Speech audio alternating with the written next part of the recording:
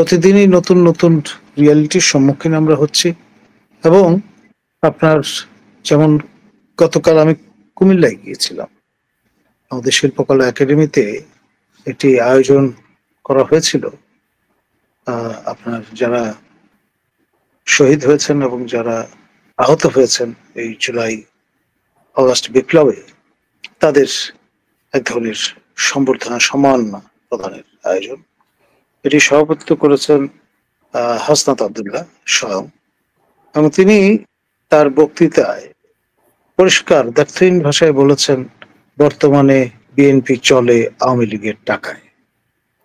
খেয়াল করেন, সেখানে জাতীয়তাবাদী দলের বেশ কিছু কর্মী, সমর্থক এবং নেতাও ছিলেন স্থানীয় পর্যায়ের।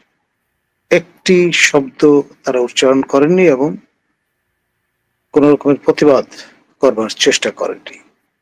মানে সবাই মোটামুটি টেইমড হয়ে গেছেন, এটাই তার পরিচয় বহন করে। এর আগে হাসনাত আব্দুল্লাহ মহোদয় তিনি কিন্তু স্বয়ং সেনা প্রধানের উপর আঙ্গুল তুলেছিলেন এবং সশস্ত্র বাহিনী নিয়ে একেবারে বিপ্লবী ভাষ্য তার মতো করে হাজির করেছেন, এবং শেষ অব্দি হয়তো টোন ডাউন করেছেন কিন্তু উইথড্র করেননি।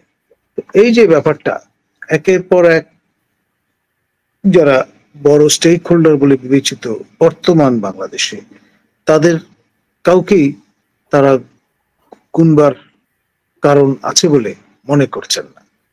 তো ফলে পরিস্থিতি পরিবেশ যদি সংঘাতের দিকে মন নেয়, তাহলে আমাদের মেটিকুলাস মাস্টার মাইন্ড, আমাদের যাকে আমরা প্রথম দিকে উজিরে খামাখা হিসেবে আখ্যায়িত করেছিলাম, তিনি বর্তমানে তথ্য মন্ত্রণালয়ের দায়িত্বে নিয়োজিত আছেন, এবং কদিন আগে বোতল নিক্ষিপ্ত হয়েছে তার হার্ড ডিস্ক মাথায়।